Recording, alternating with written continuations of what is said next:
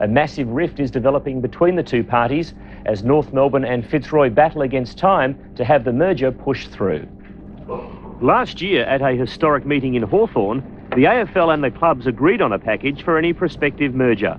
Now it seems the clubs are getting cold feet and want to change the rules.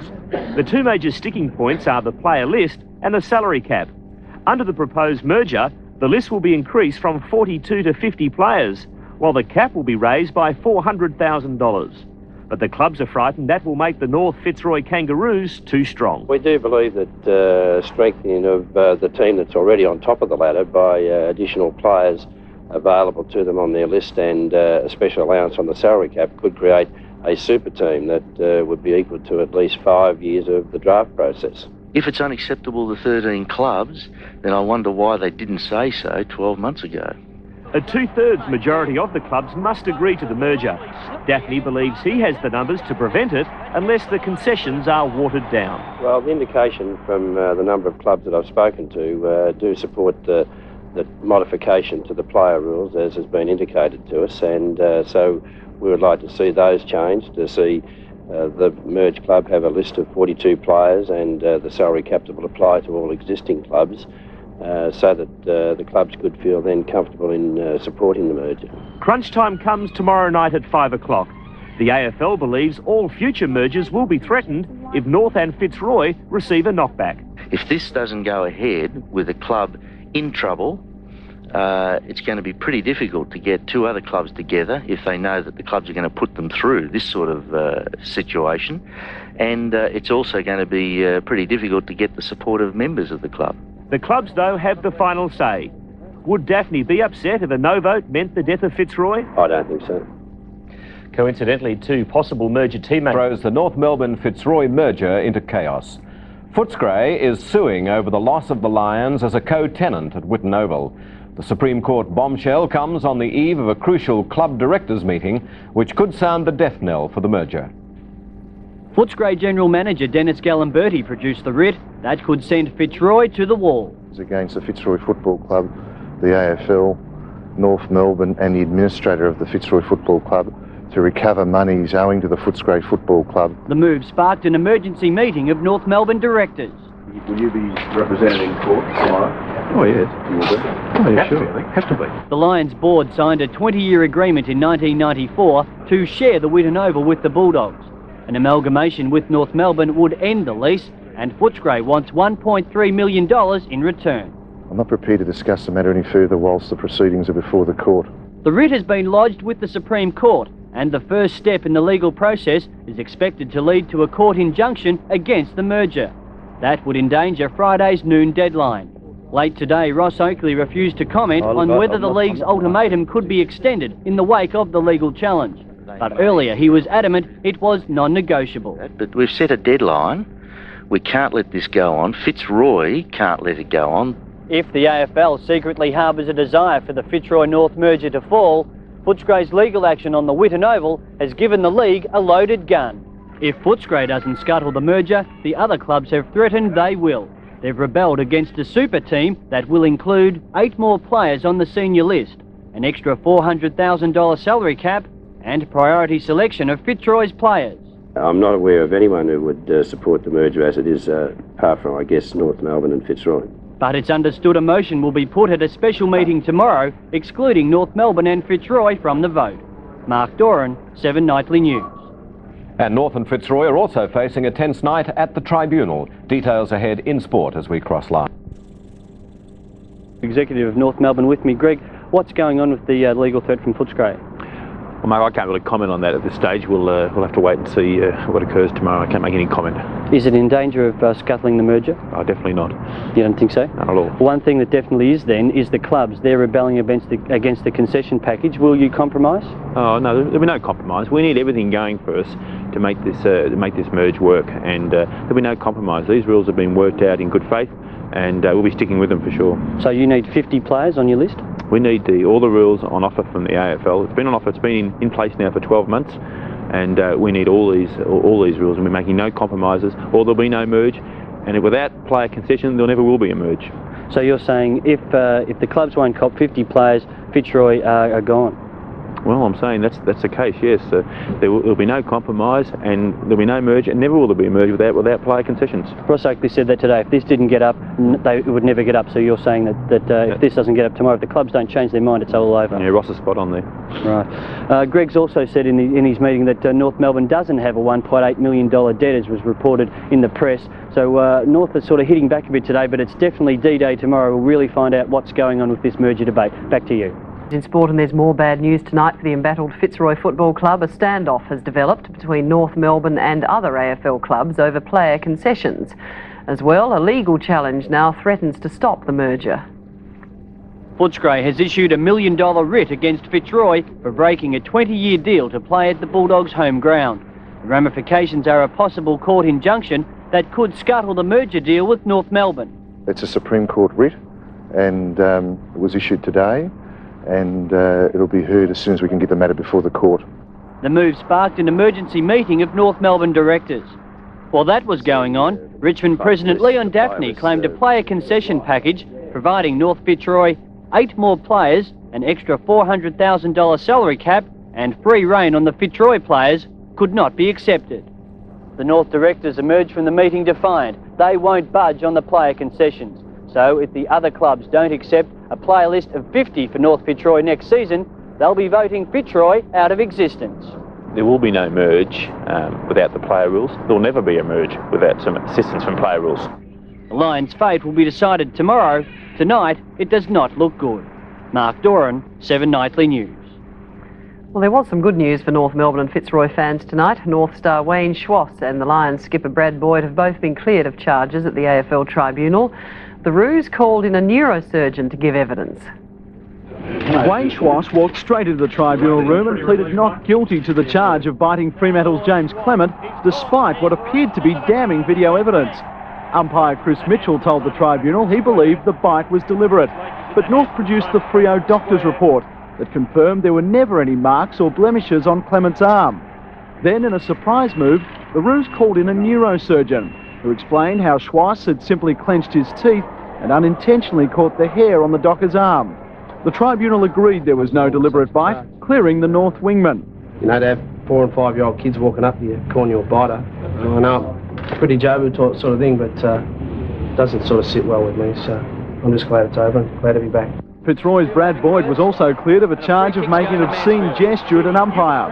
The Lions' best and fairest argued his frustrations were aimed at a Geelong player and not the umpire. Yeah, very happy. Very happy. Good result? Good news. Mark Beretta, 7 Nightly News. And the future of Fitzroy is being decided right now with a crucial meeting of all AFL clubs. The meeting began late this afternoon and is still going on right now. Peter Donegan is at the MCG. So, Peter, the Brisbane Bears have added yet another twist to this ongoing saga. Yes, Mel, it certainly seems as though this afternoon that the Bears have emerged as a serious contender to merge with Fitzroy. It did look as though the Kangaroos had it stitched up, but the Brisbane offer apparently has blown everyone out of the water. Apparently they're prepared to stick with 42 players on the list. They're prepared to stick with the same salary cap, and importantly, they're prepared to pay everyone at Fitzroy, from the coach Michael Noonan right down. They're prepared to pay all those wages. As we said, the delegates started arriving around about 2:30 this afternoon, and they've been filing into the social club at Richmond, and not too many of them had much to say as they went in, but one man who did speak was North Melbourne Chief Executive Greg Miller, and he was still hopeful the Lions and the Roos would be able to get together. The offer's on the table from the AFL, which is quite clearly a merge between North and Fitzroy. So that's, first of all, any talk of Brisbane, the clubs have got to overturn that first. So, Peter, what happens now? Can it all be resolved by noon tomorrow? Well, I think it's going to have to be, Mel, because I don't know that the AFL are going to be flexible on this deadline. They seemed pretty certain about that on Monday, and it now does seem that the merge will happen, be it either with North Melbourne, who may have to water down their concessions, whether they take the Brisbane offer or not, but it certainly does look hopeful for the Lions, and I think it will all have to be stitched up by tomorrow, because I think the league has just about run out of patience, Mel. Thank you, Peter. Peter Donegan live at the MCG, and we'll be crossing back to Peter for an update later in this news hour. Footscray Football Club is making a last-minute bid to block the Fitzroy-North Melbourne merger.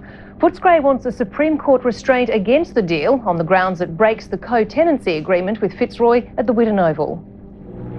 Representing Footscray Football Club, Julian Burnside QC argued if the North Melbourne-Fitzroy merger goes ahead, Fitzroy would cease to be a legal entity and any claims against it would be lost. Footscray is claiming debts of $1.3 million. Footscray General Manager Dennis Gallimberti told the court if the club was paid, they would be happy for the merger to go ahead. He said the club believed the merger deal would break the co-tenancy contract. But Alan Goldberg QC for the AFL argued Footscray had an ulterior motive to prevent the merger. In court, the AFL's legal representative said if the merger fails due to the success of the injunction, Footscray Football Club could face a damages claim of up to $6 million. Mr Gallimberti said the club could pay such a claim. In a letter on Monday, Footscray sought a merger with Fitzroy as one way of securing debts from the $6 million AFL deal. Mr Gallimberti said survival of Footscray Football Club would be threatened if the North Melbourne-Fitzroy merger went ahead. In the witness box, Footscray President Peter Gordon told the court the 20-year co-tenancy agreement with Fitzroy is vital to Footscray's financial future. AFL boss Ross Oakley was called to give evidence but was unavailable. James Sutherland, 10 News. And while the Lions' fate is being decided elsewhere, down in Fitzroy today, the bones of the old club were being picked over. Norm Beeman was at today's meeting of creditors.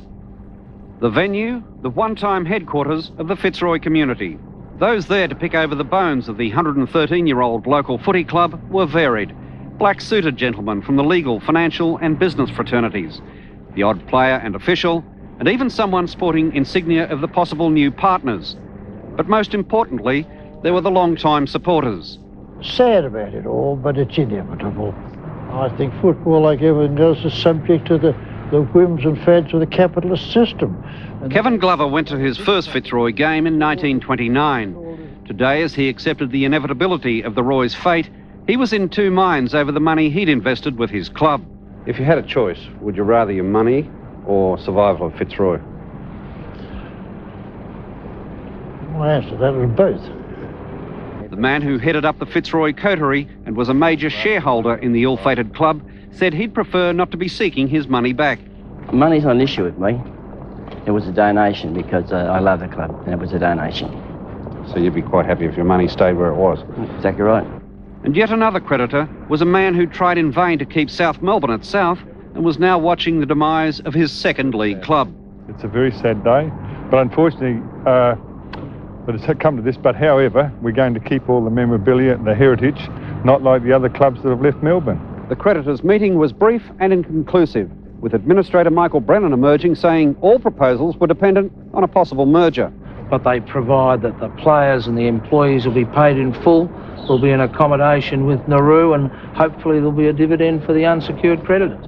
And as the club has failed in its bid to prevent the North Melbourne-Fitzroy merger from going ahead. In a ruling handed down moments ago by Mr Justice Hample, the Bulldogs were told they had waited until the 11th hour to make their application. The judge said it failed on the grounds that damages rather than an injunction should have been sought. It's believed the club will now seek $1.3 million in lost revenue from the AFL, North Melbourne and Fitzroy. Football history is being created tonight, with the clubs deciding on the future of Fitzroy. Will the Lions die? Will it be the North-Fitzroy Kangaroos? Or have the Brisbane Bears trumped everyone with their 11th hour merger offer? A meeting of the clubs is now underway at AFL headquarters and Peter Donegan is there. Pete, any hint to what might happen? Well, Stephen, as the politicians are very apt to say, those questions and more will be answered in the fullness of time. In other words, we don't know too much at the moment, but the bombshell came this afternoon, and that was when it was learnt that Brisbane has put an offer in which really has trumped the North Melbourne offer, or so it would seem, so much so that North Melbourne seems to have had to water down its player concessions and that sort of thing from this afternoon's meeting. So nothing was decided there. The delegates began arriving around about 2:30 this afternoon, and they didn't have too much to say when they walked in, but everyone seemed to be aware of the Brisbane offer, which they're quite happy to cop 42 players. North Melbourne seems to have watered its offer down to 44 players on the player list, and Brisbane says it will pay out everyone from Mick Noonan down. That is our understanding, although it hasn't been made public at the moment. So certainly some tense and dramatic moments, and earlier this is what some of the leading players had to say about this afternoon's situation. But the offer's on the table from the AFL, which has quite clearly emerged between North and Fitzroy. So that's, first of all, any talk of Brisbane, the clubs have got to overturn that first. Yeah. How would you feel if you got into this meeting and all of a sudden Brisbane's on the table after all the work you guys have done? Well, no, we'll make sure that the deal is in the best interest of the North Melbourne members and the future of the club, and you know, we'll just wait and see what they've got to say in here. Do you like the idea of North-Fitzroy? No, we're not going to have a bar of a list of 54 players, and I don't think there's any support within the competition other than 2 clubs for that. What about if Brisbane stand up and say they'll have a merger with 42? We'd be very interested in that. What about the Brisbane merger? Is that a possibility? Well, I think that any compromise will sort of be developed during the meeting, if there is any. Which club do you think you're going to be talking about, Brisbane or North Melbourne? Oh, we're here to talk about the North Melbourne-Fitzroy merger proposal. Do you support a Brisbane merger? Oh, no, only here to talk about Fitzroy. Would you accept 46 players? No, 42. 42 only? Yes. So it's all very interesting at the moment, and it does seem increasingly likely that a merger will take place. It's just a matter now of whether it is North Melbourne or whether it is Brisbane. And the deadline at 12 o'clock tomorrow, I wonder if the AFL will be flexible about that, because I think they've just about had enough and their patience has nearly run out. So it's going to be an interesting night here. Well, as we told you earlier, Footscray has lost its Supreme Court action today against the Fitzroy Football Club about the lease agreement at the Whitten Oval. And after the case was concluded, this is what Footscray Chief Executive Dennis Gallimberti had to say. Yeah, we're disappointed, but the judge clearly said that we had an arguable case. He found that to grant an injunction was inappropriate, but we've still got a damages claim alive against Fitzroy, North Melbourne and the AFL, and we'll be back in court tomorrow pursuing that claim for damages. Dennis Gallimberti speaking after the Supreme Court action. Stephen, as they say in the classics, it's going to be a long night here at AFL headquarters. We'll keep you up to date with decided by the AFL Commission, with Brisbane trying to upset North Melbourne's bid for any merger spoils. The Bears gained support from several clubs through the day with their concept of the Brisbane Lions. But late this afternoon, North countered by offering to accept fewer players should its deal proceed. Matt Dowling has been following today's developments.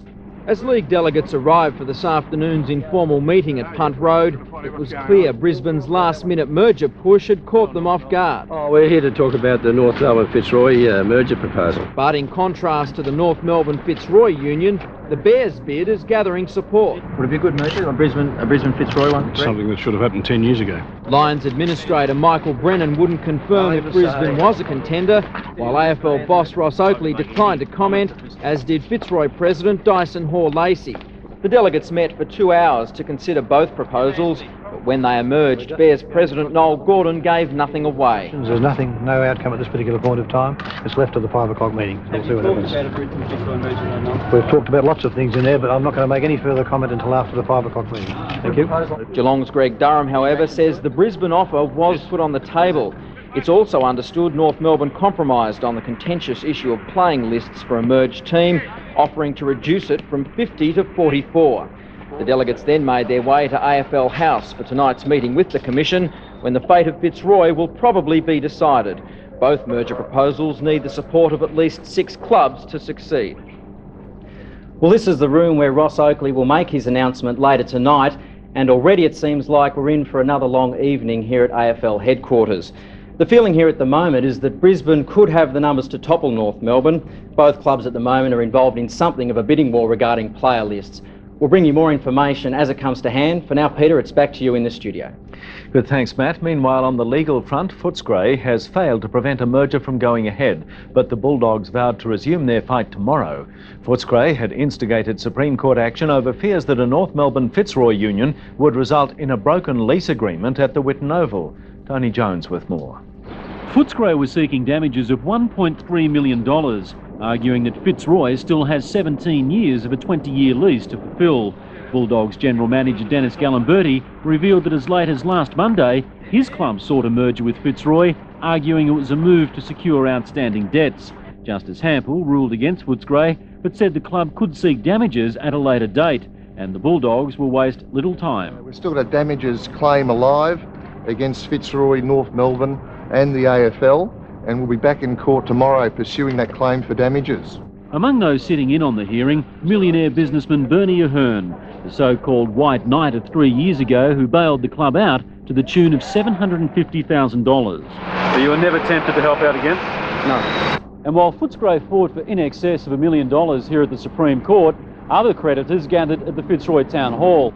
The scene of past Fitzroy rallies, the Town Hall was a desolate place today, hardly warranting the security measures. Among the creditors, coach Michael Noonan and current player Jason Baldwin. The meeting lasted less than an hour, details being kept in-house. No, I can't make any comment. Administrator Michael Brennan, though, remains optimistic. We've got 2 legs of the trifecta in. The creditors, like the rest of the football community, must now await the outcome of tonight's AFL meeting. Tony Jones, National 9 News. Oakley says Fitzroy will play out the current season before merging with Brisbane next year. Confident fans will be happy with the new arrangements. Frankly, the Fitzroy Football Club will be very well represented in the Brisbane arrangement. Earlier this evening, North Melbourne announced they'd withdrawn from merger negotiations with the Lions.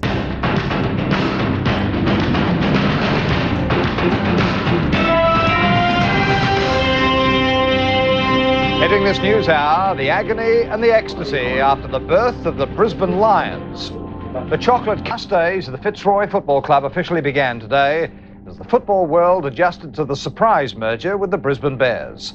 Players and club staff were consoled, while former Fitzroy president Dyson Hore-Lacy vowed court action to save the original North Melbourne merger plan. Norm Beeman reports on the turbulent final phase of the century-old club. The latest surprise turn in the Fitzroy saga came this morning. Hot on the heels of the shock end to the much publicised merger with North Melbourne, then the marriage with Brisbane, came a last-ditch stand from Fitzroy president Dyson Hore-Lacy. He speculated about an 11th hour bid to rekindle the merger with North. I admire Dyson's persistence and enthusiasm, but I think the bird's gone. And the chairman of the Brisbane Bears was equally bewildered. I'll let you make your own judgment about that statement with all due respects. As the AFL-imposed deadline for a merger came and went at midday, the Supreme Court still hadn't received any application for an injunction to thwart the Brisbane deal. Dyson Hore-Lacy was said to be ensconced in his legal chambers and taking no calls. As the reality of the Brisbane deal sank in today, the North Melbourne boss was philosophical, but still peeved at what he saw was an obvious AFL bias towards interstate clubs. I think that the Commission is a little blinkered when it comes to force-feeding Brisbane and Sydney, and I think that they're losing sight of the problems that many Melbourne clubs are facing. Meanwhile, at the Fitzroy headquarters, initial moves to get the debt-laden house in order. First, a meeting of staff with the new boss. And we've given them our reassurances about our commitment to the base in Melbourne. I'm sure they're happy about that as well. And Noel Gordon is planning a meeting with players on Sunday to bring them up to date. Mr. Gordon said he wasn't so much saddened about what was happening here at Fitzroy, but rather angry.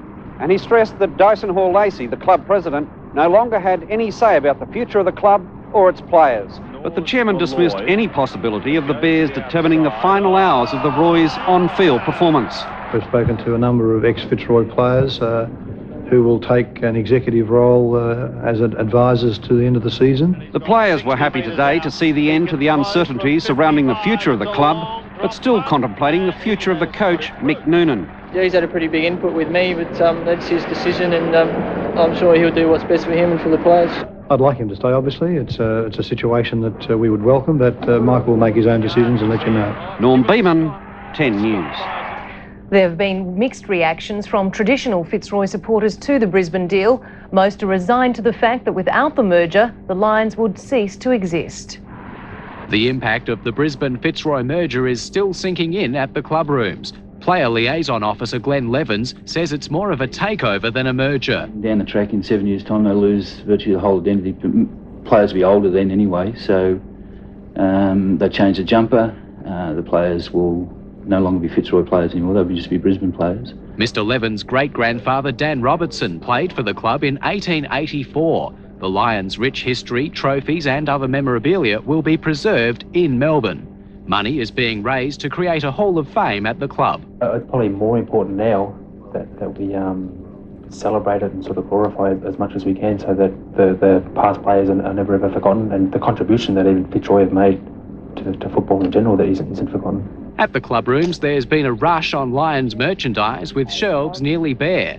Meanwhile, in Brisbane, Fitzroy caps have suddenly become popular with collectors. Uncertainty over the merger deal has also had an impact on the cheer squad. They're yet to create a club banner for tomorrow's match against Essendon, unsure of what message to put on it. Former number 1 ticket holder Bert Newton says the Brisbane option was better than club extinction. Realistically, this is something which is quite short term. In 10 or 20 years, how much is going to be remembered about Fitzroy with the Brisbane Lions? Other supporters at the club today shared the sentiments. I've been following them for, 35 years, and it's a sad thing what's happened, but I think in reality, it's about to face the facts. For the supporters that have been there for a long time, I think it would have been good for them to be able to go to the football every week, but we'll just make the most of what we got, I suppose. Reaction in Brisbane was in stark contrast. It can only be good for the club to have that supporter base in Melbourne. James Sutherland, 10 News. Coach Michael Noonan says he will lead the side tomorrow against Essendon at Optus Oval. However, he's yet to decide whether he'll see out the season. With the merger deal now done, it's time for the AFL and Brisbane to celebrate and for North Melbourne to lick its wounds. The Commission met this evening and approved a merger relationship with the Brisbane Football Club and the Fitzroy Football Club. After 10 years of trying, the AFL finally got what it wanted last night, a merger. And it was obvious by Ross Oakley's demeanour that the Commission was delighted Brisbane had won the day. From a Commission point of view, this is the absolute best outcome for the competition and certainly fits in with our strategic plan that was released just over 12 months ago. Oakley says in the end the Bears' offer was just too good to refuse. In our view, given the two deals that were before us tonight, the Brisbane Bears deal was a good deal, better for the competition than the North Melbourne one. It's been a rewarding effort because we never gave up winning this particular tussle, and I'm sure that the 113 years of history of Fitzroy will be reflected in them as a combined team with Brisbane. I think that's a very important issue as far as our offer is concerned. Fitzroy's administrator, Michael Brennan, was also a happy man. He's achieved a near-perfect result for all those owed money by the Lions. All of the players and the employees will be paid in full. There's an accommodation reached with the Nauru Insurance Corporation, and most importantly, there'll be a significant dividend payable to other unsecured creditors. It was a different scene a little earlier when North Melbourne pulled out of the merger negotiations. The Kangaroos were prepared to compromise, but not to the stage where it became detrimental to their club. When it got back into AFL headquarters in there, the auction continued and we weren't prepared to be part of it. No, I wouldn't say we were betrayed by the Commission. We're disappointed with the way it's gone, and I think probably the Commission has learned a lot from the way it's been handled themselves. North Melbourne definitely had the rug pulled from under its feet. In the end, all its hard work counted for nothing. The Kangaroos still believe their offer was better for Fitzroy, and says it's the Lions supporters who will pay the price. I know that there's been a real campaign to popularise the idea of Fitzroy going to Brisbane with the Guernsey and the Lion and all of that. But what's got to be remembered is that a great bunch of supporters here in Melbourne are going to be considerably disenfranchised with the number of games they'll have on their doorstep. Is National 9 News with Peter Hitchener. Fitzroy's coach, the first casualty as the merger takes effect. A contaminated its first victim, Lions coach Mick Noonan. After the turmoil culminating in last night's historic decision, Noonan is expected to step down tomorrow, with one of his predecessors returning to take Fitzroy through the rest of the season. Matt Dowling has the latest. After only a few hours sleep, Brisbane President Noel Gordon was up early this morning to peruse the headlines he helped create. The Bears Supremo had emerged a winner from a bitter battle with the North Melbourne Football Club. His aim over the next 2 days is to put the merger in place. Well, what it's all about. I mean, we want to talk to the people and let them understand we care about them and we care about their future. Gordon then made his way to the Lions headquarters here at the Fitzroy Club Hotel, where he soon endeared himself to players. They arrived during the day to pick up player payments made available thanks to a $400,000 cheque from the AFL. It's very, very sad for Fitzroy, but, you know, that's the way footy's heading, isn't it? Just got to play out the year the best that we can. Brisbane officials then met the Lions football staff, including coach Mick Noonan, who had threatened to walk out if a merger took place. That's probably the most important issue at the moment, and ensure that Michael stays on to the end of the season. But Noonan will stand down after tomorrow's game against Essendon. It's believed State and former Fitzroy coach Rod Austin will then take over until the end of the year. As part of the merger deal, the newly formed Brisbane Lions are entitled to the AFL's $6 million incentive. They'll enjoy a playing list of 44, including 8 players from Fitzroy, and a $300,000 salary cap increase in the first year. And while Brisbane was today threatened with legal action by Fitzroy President Dyson Hore-Lacy, the new club could also face a challenge over its name. The Brisbane Lions Soccer Club has been around for more than 20 years.